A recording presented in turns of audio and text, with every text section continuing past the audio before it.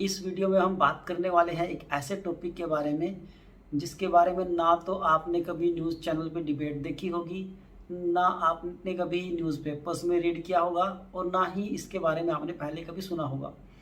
तो हमारे देश के अंदर बहुत सारे युवक युवतियां और बहुत सारे व्यक्ति सुसाइड करते हैं, आत्महत्या कर लेते हैं। तो इस वीडियो में हम डिस्कस करेंगे कि सुसाइड के क्या कारण हैं और हम ऐसा क्या करें कि हमारे बच्चे भविष्य में चलकर इस तरह का कदम उठाने के बारे में भी कभी सोचें भी ना, सपने में भी ना सोचें। तो मैं आपको 3 रीज़न बताऊंगा, जो 3 मिस्टेक्स पेरेंट्स करते हैं, 3 ऐसी गलतियां जो हम सब करते हैं, जिनकी वजह से भविष्य में हमारे बच्चे सुसाइड तक कर सकते हैं। तो वीडियो को कंप्लीट देखिएगा और नीचे सब्सक्राइब का बटन दिया है, पहले उसे प्रेस कर दीजिए। वीडियो अच्छी लगे तो इसे लाइक एंड शेयर भी कर देना। तो सबसे जो बड़ा सुसाइड का रीज़न है, तो एक तो भय होता है, डर होता है कि मेरे बारे में किसी को ये पता चल जाएगा तो क्या होगा। एक कई बार एग्ज़ाम्स में मार्क्स कम आ जाते हैं तब भी बच्चे घबरा जाते हैं, घर वाले क्या सोचेंगे। और कई बार ऐसा होता है कि हमें अपनी पसंद की कोई चीज़ नहीं मिल पाती, तब भी क्या करते हैं, हम स्ट्रेस में चले जाते हैं। तो जो व्यक्ति एक स्ट्रेस की स्टेज में चला जाता है, अकेला रहता है, वो सब कुछ उसके दिमाग के अंदर ही चलता रहता है, उसके ब्रेन के अंदर ही ये सारे विचार चलते रहते हैं। और वो तंग आकर एक दिन क्या करता है, अपने रूम को अंदर से बंद कर लेता है, पंखे पे लटक जाता है, कोई दवाई, कोई पॉइजन पी लेता है और उससे उसकी डेथ हो जाती है। इसी को हम सुसाइड कहते हैं। तो और इन टॉपिक्स के बारे में स्कूल्स में बात नहीं की जाती या स्कूलों में नहीं सिखाए जाते। तो आज मैं आपको 3 गलतियां बताने वाला हूँ। तो सबसे पहले जो हम क्या करते हैं, जो नंबर 1 फर्स्ट जो मिस्टेक है जो सभी पेरेंट्स करते हैं, हम अपने बच्चों की सभी जिद को पूरा करते हैं। तो अपने बच्चों को जिद्दी मत बनाइए, उनकी हर विश को, हर जिद को पूरा मत कीजिए। हाँ, जो रिक्वायरमेंट्स है बच्चों की उनको पूरा कीजिए, जो उन्हें चाहिए वो उन्हें ला के दीजिए, लेकिन उन्हें जिद्दी मत बनाइए। जिद्दी मतलब अगर आपका बच्चा बोलता है कि मुझे पर्टिकुलर ये ही चीज़ ला के दो, मुझे पर्टिकुलर वो ही खिलौना चाहिए, मुझे वो ही ड्रेस चाहिए जो आपके पड़ोसी के पास है, मुझे वैसी ही साइकिल चाहिए, ये होता है जिद्दी बच्चों की निशानी। तो अपने बच्चों को जिद्दी मत बनाइए। क्या कीजिए, आप उन्हें एक अल्टरनेटिव रास्ता बताइए। आप उन्हें बोलिए, मान लो आपके बच्चों को एक पर्टिकुलर चॉकलेट पसंद है और उनको वो ही चाहिए, तो आप बोलिए नहीं बेटा, हम आपको कुछ दूसरा ला के देते हैं जो इससे भी बेटर ऑप्शन है।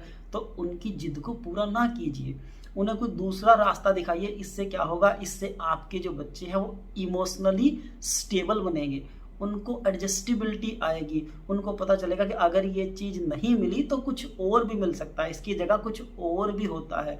तो इसलिए इस चीज़ का ध्यान रखें। अब आप सोच के देखिए किसी ऐसे बच्चे के बारे में जिसके पेरेंट्स बचपन से उसकी हर जिद को पूरा करते हैं, जो भी वो मांगता है उसे ला के देते हैं।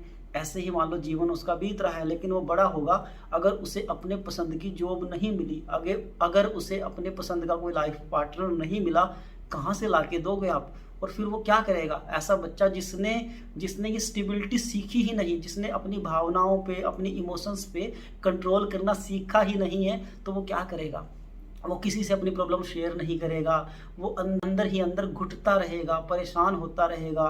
तो फिर क्या करेगा? ऐसे बच्चे क्या करते हैं, कई बार तंग आकर अपने जीवन को ही छोड़ देते हैं, जीवन से ही निराश हो जाते हैं, सुसाइड कर लेते हैं। सबसे बड़ा रीज़न है ये। इसलिए बच्चों को बचपन से ही सिखाइए कि आपको अगर ये पर्टिकुलर चीज़ नहीं मिलती, कोई खिलौना है, साइकिल है, बुक है, कोई ड्रेस है, कुछ भी हो सकता है वो, तो अगर आपको वो पर्टिकुलर चीज़ नहीं मिली जो आपको पसंद है, हम कुछ दूसरा ला के दे देंगे। तो उन्हें एडजस्टेबिलिटी सिखाइए। कुछ चीज़ों को तो आप ऐसे बोल सकते हैं कि ये हमारे बजट से बाहर है, ये हमारे बजट से बाहर है। चाहे आपके पास कितना ही पैसा है, आपका घर का बैलेंस कैसा ही है, लेकिन कभी कभार बच्चों को बोलिए कि ये हमारे बजट से बाहर है, ये हम आपको नहीं ला के दे सकते। तो बच्चों को एडजस्ट होना बचपन से ही आ जाएगा, वो इमोशनली ना बचपन से ही स्ट्रॉन्ग बनेंगे। नंबर 1 था। नंबर 2 बात करते हैं, अपने बच्चों को हारना भी सिखाइए। बचपन से अपने बच्चों को हारना भी सिखाइए। हम अक्सर पेरेंट्स क्या करते हैं, अपने बच्चों के साथ खेलते हैं, गेम्स खेलते हैं और हमेशा अपने बच्चों को ही जिताते हैं। उन्हें अच्छा लगता है बच्चों को जिताना और वो सोचते हैं कि इससे बच्चों में पॉजिटिविटी आएगी और बच्चे अच्छे से ग्रो करेंगे। एक हद तक ये बात ठीक भी है कि बच्चे जीतेंगे, उनको खुशी होगी, पॉजिटिविटी आएगी, उनको अच्छा लगेगा। लेकिन अगर हर बार ही वो जीतते रहें, अगर हर बार हम उनको जिताते रहें, तो क्या होगा, तब भी बच्चे क्या है, इमोशनली वीक बन जाएंगे। और वो जब कभी ज़िंदगी में हारेंगे तब उन्हें दुख होगा, उन्हें कष्ट होगा ना, लेकिन उन्होंने हारना कभी सीखा ही नहीं है। तो फिर वो उस भावना को, उस इमोशन को कंट्रोल नहीं कर पाएंगे, उन्हें बड़ा दुख होगा। दुख होने के बाद फिर वो किसी से नहीं बताएंगे, फिर परेशान होंगे, अंदर ही अंदर घुटते रहेंगे। तो इसलिए उन्हें बचपन से ही कभी कभार हारना भी सिखाइए। अगर वो हार के रोते हैं, परेशान होते हैं, होने दीजिए, कुछ नहीं है, इट्स नॉर्मल। अगर हार कर रोते हैं कोई इशू नहीं है, लेकिन कम से कम इमोशनली वो स्ट्रॉन्ग तो बनते हैं। उन्हें पता तो चलता है कि हारना भी कोई चीज़ होती है। मान लो कल को किसी एग्ज़ाम में उनके मार्क्स कम आ जाते हैं, कहीं पर कोई एग्ज़ाम दिया, उनका नंबर, उनकी सिलेक्शन नहीं हो पाती, तब उनको हारना उन्होंने बचपन से अगर सीखा होगा तो उनको ज़्यादा कोई स्ट्रेस नहीं होगी, उनको पता चलेगा तो नॉर्मल है, ये तो एक लाइफ का पार्ट है, यहाँ पर हार जीत चलती रहती है।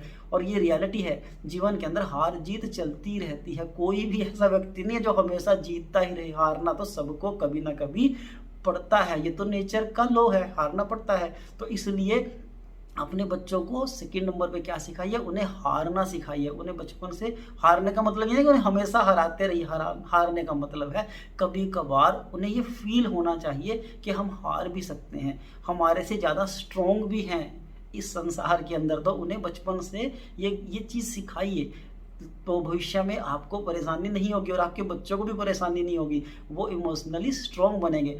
थर्ड जो सबसे मेजर है, अपने बच्चों के साथ आपके रिलेशन कैसे होने चाहिए, पेरेंट्स के नहीं, आप अपने बच्चों के साथ एज अ फ्रेंड रहिए। फ्रेंड मतलब वो अपनी हर प्रॉब्लम को, अपनी हर बात को आपके साथ शेयर करे। अगर उनको कोई कष्ट है, उनको कोई परेशानी है, उनको कोई मेंटल स्ट्रेस है, तो वो आपके साथ शेयर करे। अगर आप अपने बच्चे के साथ पेरेंट्स बन के रहेंगे और वो अपनी प्रॉब्लम आपको बताएंगे ही नहीं, तो वो प्रॉब्लम क्या है, वो दिमाग में धीरे धीरे बढ़ती चली जाएगी। जब वो किसी को बताएंगे ही नहीं अपनी प्रॉब्लम को, अकेले उससे वो जूझते रहेंगे, तो वो प्रॉब्लम बढ़ती चली जाएगी। इसलिए अपने बच्चों के साथ फ्रेंड बन के रहिए, उन्हें समय दीजिए, उनसे बात कीजिए, उन्हें जानने की कोशिश कीजिए कि आपके बच्चे क्या फील करते हैं, क्या वो सोचते हैं, क्या वो समझते हैं। तो उनके साथ एज अ फ्रेंड बन के रहिए। मतलब उनके अंदर ना आपका एक डर नहीं होना चाहिए कि मान लो उनसे कोई चीज़ टूट गई और वो आपको ना बताएं कि मेरे मम्मी पापा तो मुझे इतना डांटेंगे, इतना मारेंगे।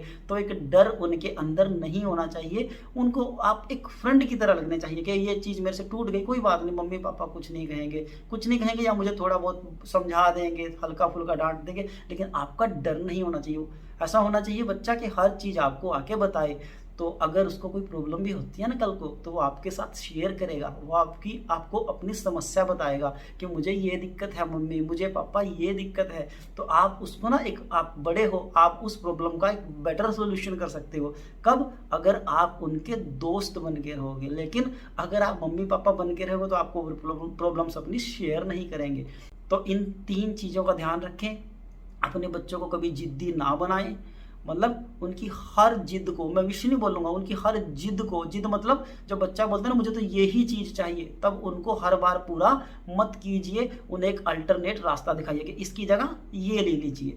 और दूसरा, अपने बच्चों को हमेशा मत जिताइए, कभी कभार उन्हें हारना भी सिखाइए, ताकि वो इमोशनली थोड़े से स्टेबल बने, थोड़े बेहतर बने। उनको कष्ट सहना भी, दुख सहना भी, हारना भी आए। और थर्ड, उनके दोस्त बन के रहिए, उनके पापा मम्मी बन के नहीं रहना, उनके दोस्त बन के रहना, ताकि वो आपको अपनी प्रॉब्लम्स, अपनी जो लाइफ की जो समस्याएं हैं ना, डिफ़िकल्टीज़ हैं, वो आपको बताए। तो ये इन 3 बातों का ध्यान रखें। और ये 3 बातें ही आत्महत्या का सबसे बड़ा कारण होती हैं। अपनी पसंद का लाइफ पार्टनर नहीं मिला, बच्चा बड़ा जिद्दी था बचपन से ही, क्या करेगा? दुखी होगा, सुसाइड करेगा। जिस दिन रिजल्ट आता है ना, उसके बाद न्यूज़पेपर पढ़ के देखना कितने बच्चे सुसाइड करते हैं। कोई छत से छलांग लगा जाता है, कोई किसी रिवर के अंदर कूद जाता है, कोई पंखे से लटक जाता है। किस तरह से सुसाइड करते हैं? क्यों? नंबर कम आ गए, पेरेंट्स का डर है, पेरेंट्स एज ए फ्रेंड नहीं है। बच्चे को लगता है, पेरेंट्स की एक्सपेक्टेशन थी कि हमारा बच्चा 98% लाएगा, लेकिन बच्चे के कम आए, उसके 90 भी नहीं आए, तो बच्चा डर जाएगा कि मेरे मम्मी पापा की कितनी बड़ी एक्सपेक्टेशन थी, उन्होंने क्या सोचा था मेरे बारे में, और मेरे नंबर, मेरे मार्क्स इतने कम आ गए, तो वो डर जाएगा। डरने के बाद क्या करेगा, सुसाइड कर लेगा। क्या करोगे उन नंबर्स का, क्या उन मार्क्स का आप करोगे जब आपका बच्चा ही नहीं रहेगा। तो इसलिए एज अ फ्रेंड बन के रहिए, उनके दोस्त बन के रहिए। उन्हें अगर उनके नंबर कम भी आते हैं, वो अगर वो बच्चे कभी हार भी जाते हैं, उनका सिलेक्शन नहीं भी होता, कोई एग्ज़ाम क्लियर नहीं भी होता, कोई इश्यू नहीं है। आप उन्हें बताइए कि बेटा नहीं हुआ कोई बात नहीं, दूसरा दे लेना, किसी और में कर लेना आगे जाके, लेकिन इससे आपके बच्चे मजबूत बनेंगे। तो इन 3 चीज़ों का ध्यान रखें, ये सुसाइड का सबसे बड़ा रीज़न है। और दोस्तों, इन बातों के बारे में कोई बात नहीं करता, टीवी पे भी नहीं बात होती, न्यूज़पेपर्स में बात नहीं होती, स्कूल्स में बिल्कुल बात नहीं होती। स्कूल में तो मारो मार लगी है कि नंबर किसने ज़्यादा लेने हैं, हाँ जी फर्स्ट कौन आएगा, सेकंड कौन आएगा, किसके कितने परसेंट आए, यही चीज़ें चलती रहती है स्कूल्स के अंदर। तो अगर वीडियो अच्छी लगी है तो प्लीज़ इसे लाइक कीजिए और शेयर ज़रूर कर देना इसे, क्योंकि हो सकता है आपके शेयर करने से किसी और पेरेंट्स के पास भी ये वीडियो पहुँचे, और हो सकता है उनके बच्चे ज़िद्दी हों, या वो अपने बच्चों को टाइम ना देते हों, बच्चों के फ्रेंड बन के ना रहते हों। तो हो सकता है आपके शेयर करने से उन तक ये वीडियो पहुंच जाए और वो भी अपने बच्चों के साथ अच्छे से डील करे, और इससे हो सकता है किसी बच्चे की भविष्य में आज से 5-10 ईयर्स के बाद हो सकता है किसी की जान बच जाए। क्योंकि अगर इमोशनली हम स्टेबल होंगे ना, तो छोटा मोटा लड़ाई झगड़ा होगा ना कल को हस्बैंड वाइफ का, जो आपके बच्चे हैं जब वो बड़े होंगे, तो वो उसको आसानी से ना, उसको वो समझदारी से निपटा पाएंगे। फिर वो ऐसे मतलब एकदम से इमोशनली अनस्टेबल होकर कोई गलत कदम नहीं उठाएंगे, अगर आपने उनको बचपन से ही मजबूत बनाया है।